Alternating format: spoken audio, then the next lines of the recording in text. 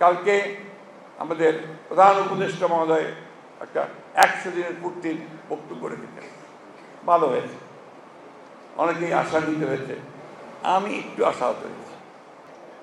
মৌলানা ভাসানী যখন অসুস্থ, কেন তো মেডিকেল কলেজে পিজিতে শেষের দিকে একদম, তখন অলরেডি জিয়াউর রহমান সাহেব ক্ষমতায় এসে গেছেন, তাকে মানুষ প্রচণ্ড রকম ভালোবাসে। সেই সময় তিনি আসলেন জিয়াউর রহমানের সঙ্গে দেখা করতে সেই পিজি হাসপাতালে।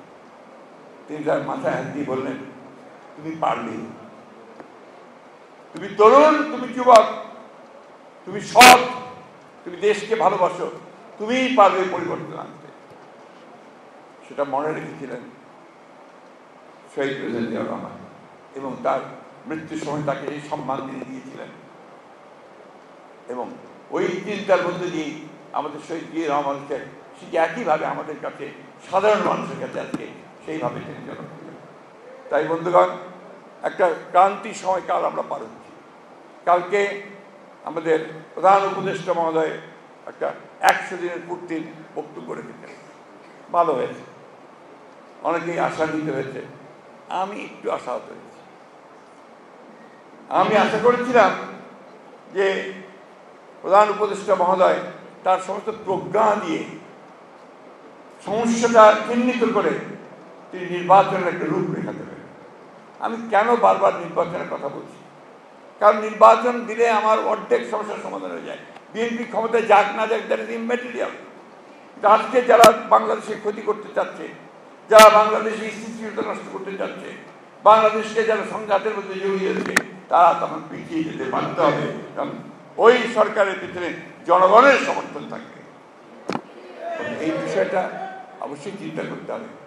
সংস্কার আমরা চাই না, শুধু আমরা শুরু করেছি, আমরাই উই আর ইনিশিয়েটিভ। সংস্কার অবশ্যই চাই এবং সংস্কার আমরা করবো। আপনারা দয়া করে জিনিসটাকে যেভাবে করলে সবচেয়ে সুন্দর হয়, সকলের কাছে গ্রহণযোগ্য হয়, সেইভাবে এগিয়ে যান। এটা আমাদের আপনাদের কাছে অনুরোধ। আমরা এখন পর্যন্ত কোনো বাধা সৃষ্টি করিনি, বলতে আপনাকে সমর্থন দিয়ে চলেছি, প্রতিটি ক্ষেত্রে সমর্থন দিচ্ছি। যদিও আপনাদের এই সচিবালয়, সেখানে এখনো সমস্ত দোসরেরা, এই স্বৈরাচারের ফ্যাসিবাদের দোসরেরা বসে আছে, কিভাবে কাজ করবেন আপনি? কাদেরকে নিয়ে সংস্কার করবেন? এরা তো সংস্কার করতে দেবে না আপনাকে। সমস্ত আমরা বসে আছি বেশিরভাগ যা ওই স্বৈরাচারের দোষর, যারা কোটি কোটি টাকা আয় করেছে, দুর্নীতি করেছে, একই সঙ্গে তাদের তো আপনি সেইভাবে আমরা দেখতে পাচ্ছি না, সেইভাবে তাদের বিরুদ্ধে ব্যবস্থা হচ্ছে। এগুলোকে একটু দৃশ্যমান করেন। আর গভর্নেন্স, সেই দিকে একটু লক্ষ্য দিতে হবে। প্রশাসনকে চালানো, দেশ শাসন করা, এর মধ্যে আমরা স্বস্তি পাই, শান্তি পাই। জিনিসপত্রের দাম এমন বেড়েছে যে শান্তি পাওয়ার কোনো কারণ নাই, তাও তো মানুষ মেনে নিচ্ছে না কেন? যে আপনি একটা সুন্দর জিনিস দেবেন, তাহলে ওইটাকেও দৃশ্যমান করেন যে আপনি ব্যবস্থা নিচ্ছেন। সিন্ডিকেটগুলোকে ভাঙার চেষ্টা করেন না, বলেন একটা ব্যবস্থা নিতে হবে। আর গভর্নেন্সের ব্যবস্থা করেন।